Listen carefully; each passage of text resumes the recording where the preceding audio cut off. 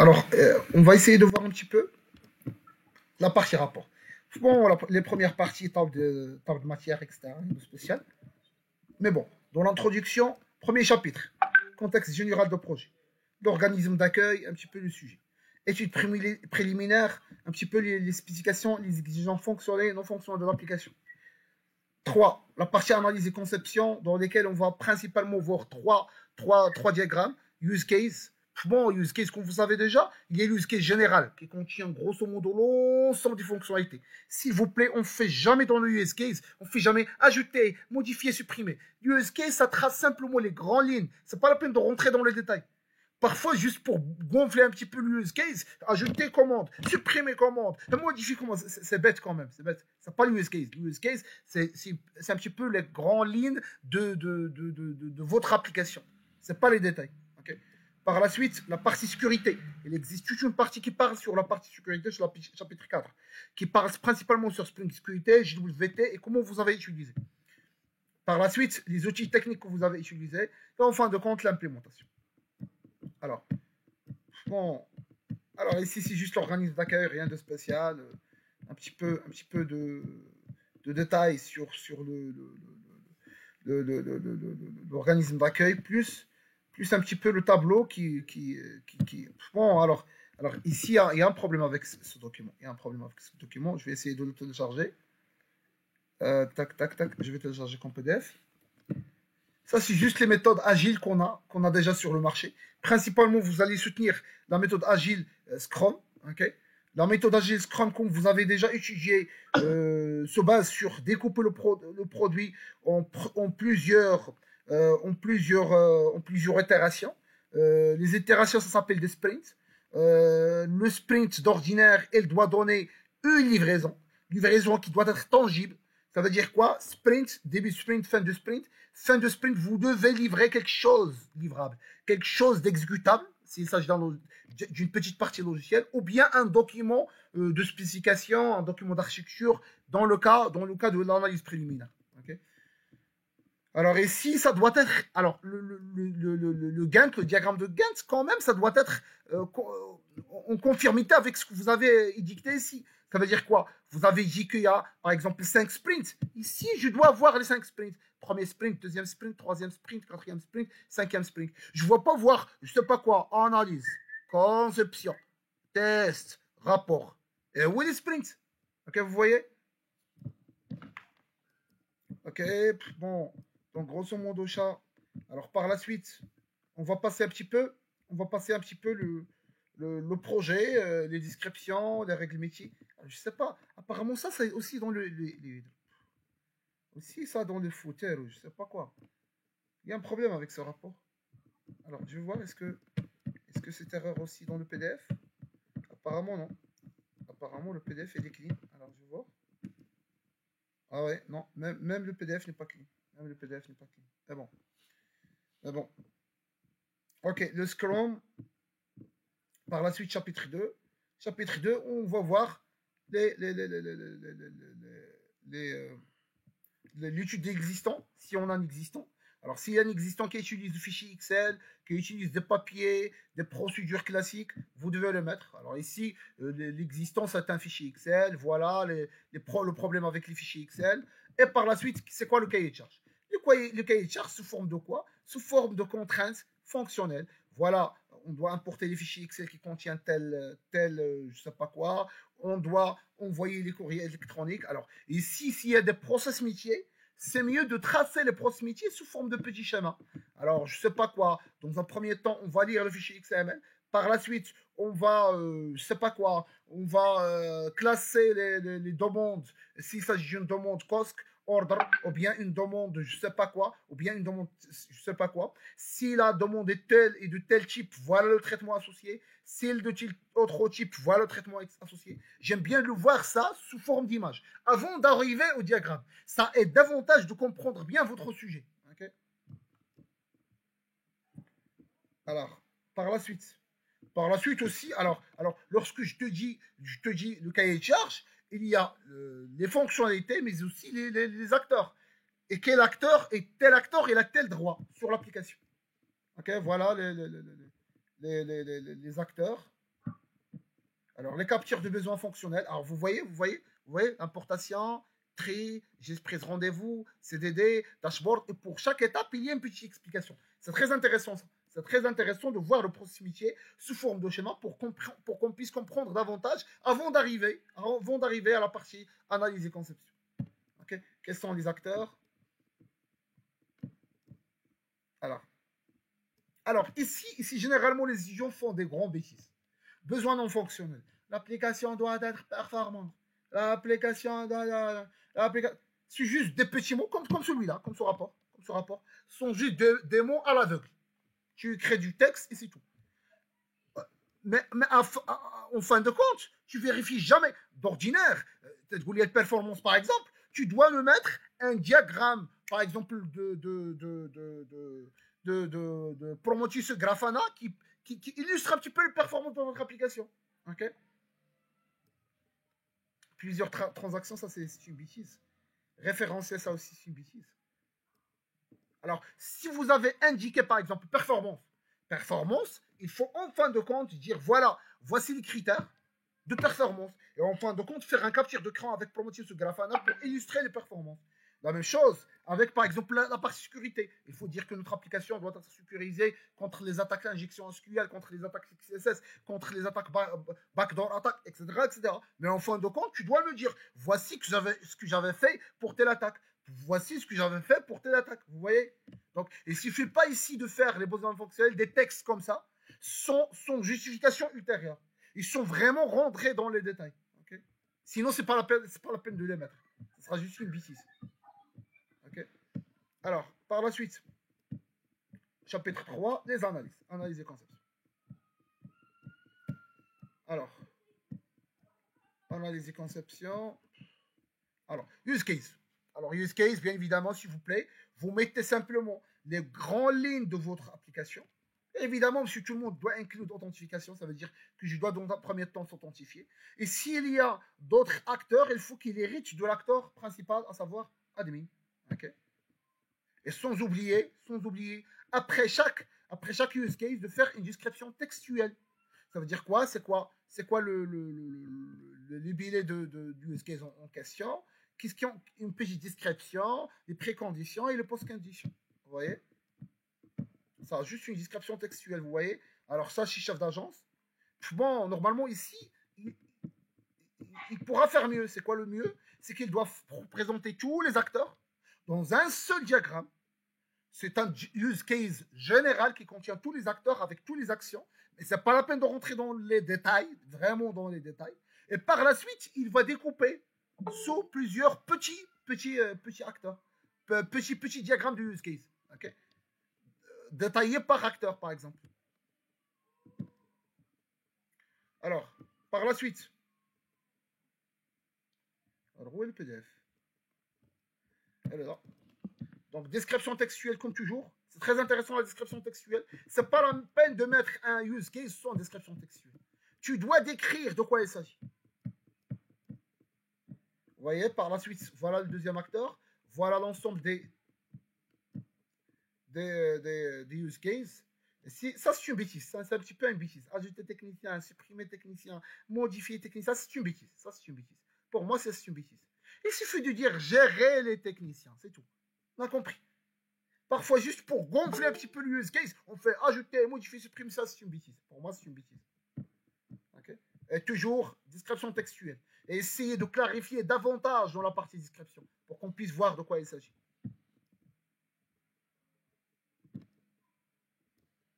Alors, par la suite, il y a le diagramme séquence. Diagramme séquence, un diagramme de séquence classique, c'est l'authentification. JWT, tu demandes, tu fournis le login. Si ça ne marche pas, c'est un 401. On va vérifier votre rôle. Si ça ne marche pas, c'est un 403. Si ça marche, on va vous donner le JWT. Ça, c'est très classique. Okay. Ça, c'est très classique. Vous devez le mettre dans votre rapport. Alors, bon, par la suite, il y en a d'autres. Et vous devez commenter. Juste en bas, vous devez commenter pour éclaircir davantage de quoi il s'agit. Alors, par la suite, diagramme de classe. Alors, si vous avez remarqué le diagramme de classe, éventuellement, vous avez un diagramme de classe un petit peu gigantesque. C'est pas la peine, dans un premier temps, de mettre les attributs, parce que ça, c'est invisible. Vous voyez, les attributs, c'est invisible. Personnellement, j'arrive pas à voir les attributs. Dans un premier temps, vous mettez simplement le diagramme de classe sans attributs, bien évidemment sans méthode. Les méthodes, ça existe dans le service. Ça, c'est une bêtise aussi de mettre les méthodes ici. C'est une bêtise de mettre les méthodes. Donc, le premier diagramme, qu'est-ce qu'il contient? Il contient simplement les noms des classes. Bien évidemment, les noms des classes, ça commence par majuscule. C'est honteux de mettre un nom de classe qui commence par minuscule. Alors, une fois qu'on a fait les classes, d'une façon générale, sans méthode, les méthodes subitives, ça ne se fait pas. Sans attributs, pourquoi? Parce que les attributs, généralement, on n'a pas beaucoup d'espace pour les mettre. On va découper notre diagramme de classe sous forme de 3 modules, 2 modules. Okay, et par la suite, ici, je vais expliquer grosso modo de quoi il s'agit. Okay, je vais expliquer grosso modo de quoi il s'agit. Par la suite, je vais expliquer chaque module, qu'est-ce qu'il contient. Bien évidemment, je rappelle, chaque module contient simplement le nom de la classe, le nom de classe sans attribut, sans méthode. Les méthodes, ça n'existe plus, ça n'existe pas. Ce sont des services. Ici, on présente les bins. Les bins ne contiennent pas de service. Okay, on va expliquer un petit peu, grosso modo, de quoi il s'agit. Chaque module, à quoi sert. Et par la suite, je vais détailler chaque module. Alors, je passe à chaque module, je fais les attributs, je détaille. Je parle, etc. etc. Okay, je pars sur les associations, les attributs, à quoi sert ça, à quoi sert ça. Okay, ça, c'est une bêtise. Vous voyez, cet espace-là, ça ne sert pas de grand-chose. Alors, vous voyez, chaque diagramme de classe, je le détaille. En fin de compte, je fais une conclusion. Alors maintenant, la partie sécurité. Alors la partie sécurité, il faut être très intelligent lorsqu'on traite la partie sécurité. Alors pour vous, la sécurité, c'est la même. Bon, le filtre, JWT, etc.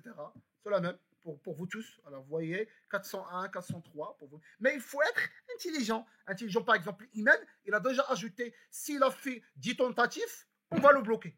Il faut l'ajouter. Il faut dire que voilà ma distinction par rapport à monsieur tout le monde que j'ai ajouté. Une fois qu'il fait 10 tentatifs, on va bloquer. Alors, ça fixe quelle erreur, ça fixe ce qu'on appelle. Oh là là, ça fixe quelle erreur, ça fixe ce qu'on appelle.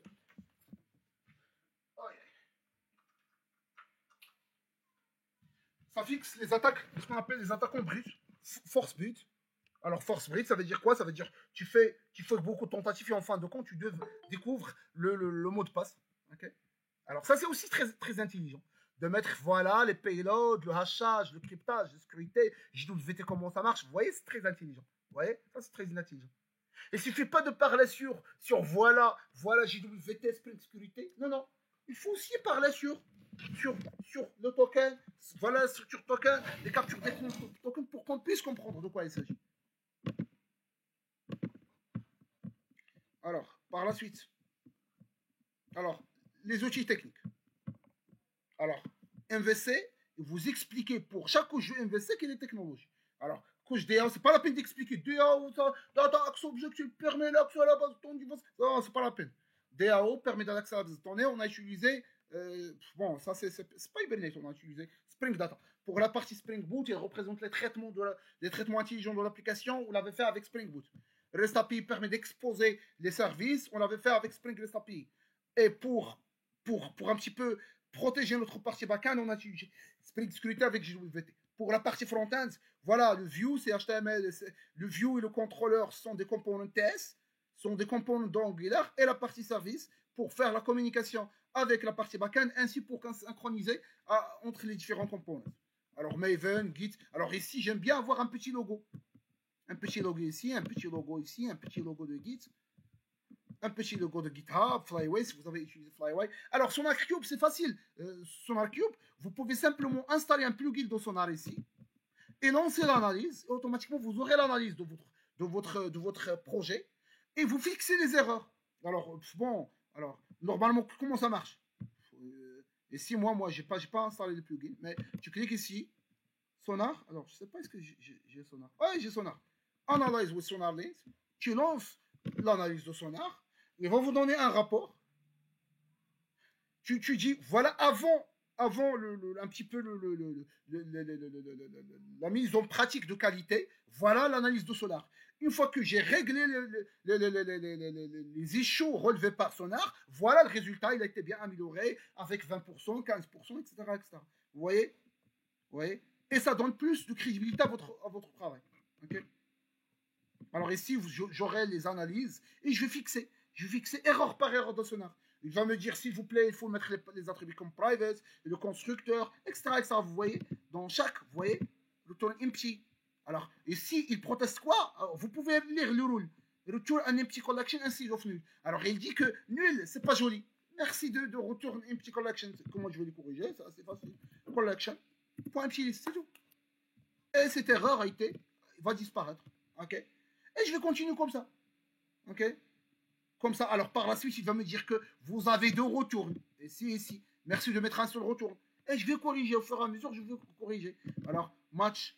Alors ici, il veut majuscule. Il commence par majuscule avec des lettres et des. Alors, il aime pas le verbe, etc., etc. L'essentiel, qu'il y a beaucoup d'erreurs. Il me dit ça, c'est une classe qui contient que des méthodes statiques. Il faut mettre un constructeur private pour empêcher d'instancer cette classe, etc., etc. L'essentiel, il va me dire un ensemble de règles. Dans un premier temps, je vais enregistrer l'ensemble des erreurs, l'ensemble des issues de Sonar. Voilà, il me dit qu'il y a en total 666 issues. Alors, je vais corriger. Alors, bon, je peux faire comme ça. C'est 666. Et voilà quelques exemples d'erreurs. Alors, après avoir corrigé quelques issues, voilà, au lieu de 666 issues, maintenant, j'ai simplement 200 issues. Donc, vraiment, mon application s'améliore en termes de qualité. Okay, ça, c'est très intéressant aussi de le mettre dans le rapport. Lighthouse aussi, c'est facile. Alors, imaginons que ça, c'est mon application. Bon, si ça marche pas, il n'y a pas de problème. Alors ça, c'est mon application. Je peux cliquer inspecter. Je peux voir Lighthouse et je peux faire analyse l'output. Il va automatiquement m'analyser, analyser cette page-là. Alors, je peux analyser d'autres pages. Bon, je peux lancer l'analyse sur n'importe quelle page. Même bien évidemment, moi, j'ai l'application qui n'est pas en état de run. Apparemment, il va donner des problèmes. Je sais pas. Mais l'essentiel, une fois qu'il a finalisé, il va me dire, voilà le rapport. Une fois que le rapport il est là, qu'est-ce que tu dois faire? Il va vous dire, voilà, erreur 1, erreur 2, erreur 3, erreur 4. Tu dois corriger ces erreurs-là. Et tu dois nous mettre, voilà, avant la mise en almost there, Lighthouse is not generating your reports. Voilà avant l'intervention. Et voilà après l'intervention. Comme ça, on pourra voir votre report. Vous voyez, performance 25, accessibility, voilà, best practice, CEO, etc. Ça c'est l'analyse avant que j'interviens. Alors, ici, je peux voir le CEO, c'est quoi vos problèmes avec CEO, c'est quoi vos problèmes de performance. Et je peux voir quels sont les problèmes avec chaque élément.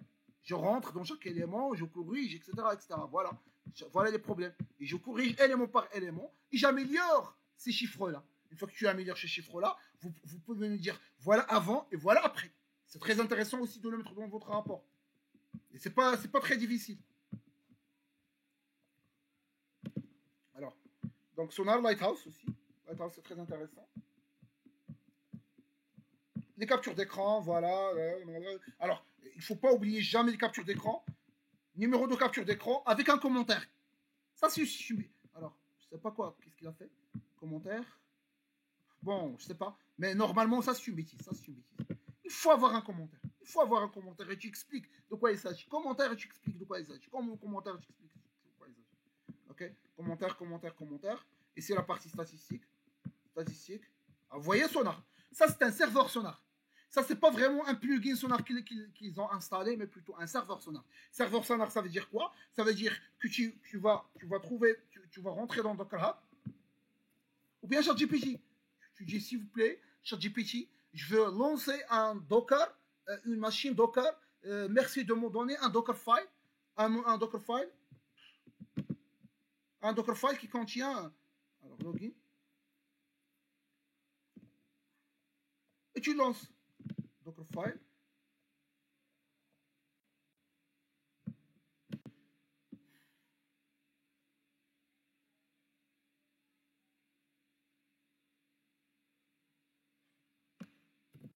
Please give me a Docker file. A Docker file for Sonar Server. Automatiquement, il va vous donner un Dockerfile qui contient un Sonar. Voilà, tac, tac, tac, tac, tac, tac, tac, tac. Un spécial.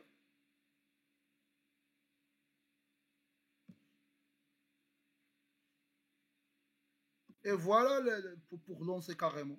Voilà pour lancer. Tout, vraiment, tout est prêt. Vous voyez, tout est prêt. Ou bien vous pouvez le demander Docker Compose. Docker Compose, généralement, c'est plus facile.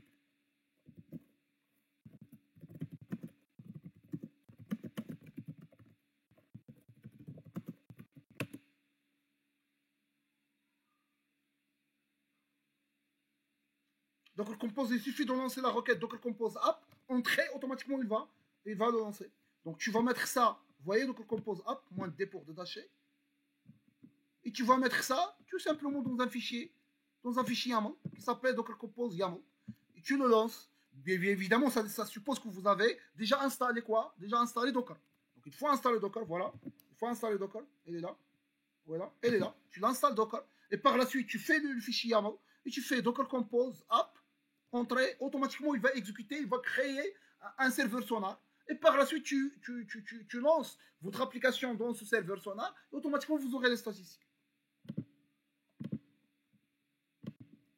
Alors ça, c'est ce qu'ils ont fait ici. Vous voyez? Vous voyez ici, il va vous dire les erreurs, le nombre total des lignes de code, etc. etc. Et c'est à vous, pas par pas, de résoudre les erreurs. Et voilà avant et voilà après. Vous voyez, ça c'est avant. Ça c'est avant, il y avait 3 bugs. Bon, il a corrigé les 3 bugs, maintenant il a 0 bug. Vous voyez? Alors ça c'est Lighthouse. Vous voyez? Ça c'est Lighthouse. Et qu'est-ce que vous avez fait pour améliorer les performances de Lighthouse? Alors ça c'est un Docker Compose qui permet d'exécuter votre application dans un serveur, dans un conteneur à part. Alors juste après je vais faire un petit vidéo. Alors ça c'est un Docker Compose. Docker Compose il contient 3 services. Alors le premier service, c'est un service de base de données. Le deuxième service, ça, c'est un service de l'application backend, à savoir Spring Boot. Le troisième service, c'est un service de la partie front-end. Et bien évidemment, je vais lancer le service de base de données.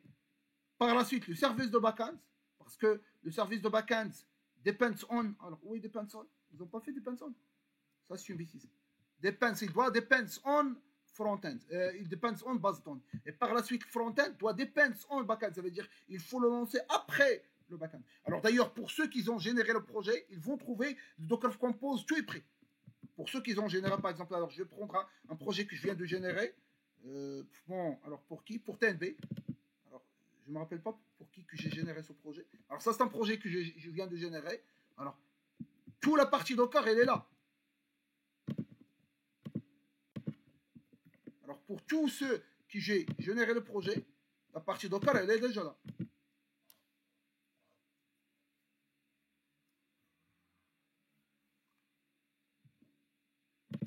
Alors, vous allez retrouver la partie mail. Et vous allez retrouver votre Dockerfile. Alors, elle est là. Ça, c'est la partie Docker de votre application qui permet de builder votre application au sein d'un Docker. Aussi, vous pouvez trouver un Docker Compose qui contient la partie backend, front-end, base de données, qui permet pas simplement de lancer la application backend, mais qui permet de lancer tout. C'est le Docker Compose. Alors, je ne me rappelle pas où je l'avais mis. Alors, je vais chercher. Docker Compose App. Alors, Docker Compose YAML. Il est dans Resource Login. Oh là là, c'est une bêtise. Ça, c'est pas du login. Ça, c'est le Docker Compose de login. Ah oui, elle est là. Deploy, elle est là. Ça, c'est le Docker que je viens d'exhiber dans la partie présentation. Il est là, vous voyez. Alors, links. Ouais. C'est la partie links. Alors, je vais dire à la partie backend et les links. Où est links? Bon. Ça, c'est une bêtise. Mais bon. La partie front-end et les links à la partie backend. Mais d'ordinaire aussi, la partie backend et les links à la partie quoi? À la partie PostgreSQL. Sous forme de service. Mais bon. Alors, ça, c'est l'environnement. Il contient les fichiers de configuration, vous voyez. Les configurations, la date version, Dockerfile. Alors, ok. Ça, c'est la partie. Docker aussi, c'est une partie très intéressante à exposer dans votre rapport. Ça, c'est juste FlyWayDB. Bon, c'est pas très intéressant. Alors, grosso modo, je pense que le rapport s'est achevé. Grosso modo, c'est ça le rapport. C'est très intéressant. Il y a des éléments très intéressants que je vais expliquer par la suite. Je vais expliquer dans une deuxième vidéo. Je vais expliquer un petit peu quelques notions très intéressantes.